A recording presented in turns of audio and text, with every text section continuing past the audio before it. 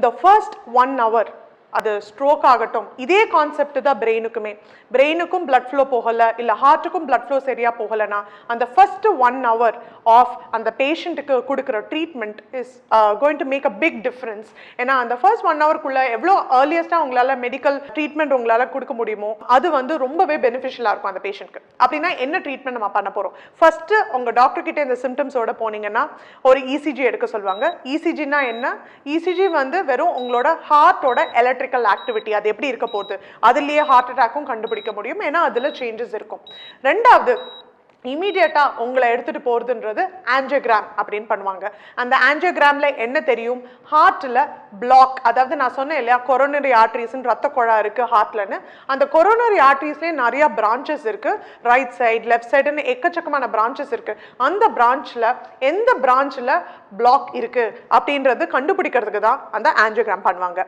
அந்த ஆஞ்சியோகிராம் இல்ல ஆஞ்சியோ அந்த கான்ட்ராஸ்ட் டெஸ்டிங் பண்ணும் போதே ஆன் டேபிளே பிளாக் இருக்குன்னு கண்டுபிடிச்சிட்டாங்க, அது ஸ்மால் பிளாக் தான், ஒரு 40% 50% பிளாக் தான், அது கண்டிப்பா நம்மளால அப்பவே அந்த டைம் ப்ரொசீஜர் பண்ணும் போதே சரி பண்ணிடலாம் அப்படின்னா ஸ்டென்டிங் அப்படின்னு பண்ணுவாங்க.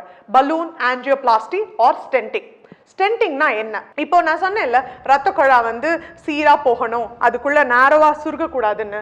ஸ்டென்ட்னா ஒரு மெஷ் மாதிரி வச்சுக்கோங்களேன், உங்களோட ஒரு சின்ன டியூப் மாதிரி. அது வந்து அந்த ரத்த குழாக்குள்ள உள்ள செலுத்தி அதுக்குள்ள ஒரு பலூன் இருக்கும், அதை வெளியிலேருந்து ஏர் ப்ரெஸ் பண்ணி அந்த பலூனை இன்ஃப்ளேட் பண்ணுவாங்க. இன்ஃப்ளேட் பண்ணோன்னா என்ன ஆகும்? அந்த ரத்த குழா அப்படியே ஃபுல்லா அந்த நேரோவா இருந்தது நல்லா பெருசா விரிவடைஞ்சிடும். விரிவடையும் போது என்ன ஆகும்? முன்னாடியே இருந்த மாதிரி எந்த பிளாக்ஸும் இல்லாம அந்த ரெட் பிளட் செல்ஸால ஃப்ரீயா அந்த ரத்த குழால பாஸ் பண்ண முடியும். இதுக்கு பேரு தான் ஸ்டென்டிங். இந்த ஸ்டென்டிங் ஆக்சுவலி வந்து பெரிய இன்வேசிவ் ப்ரொசீஜர் கிடையாது, இது ரொம்பவே சேஃப்.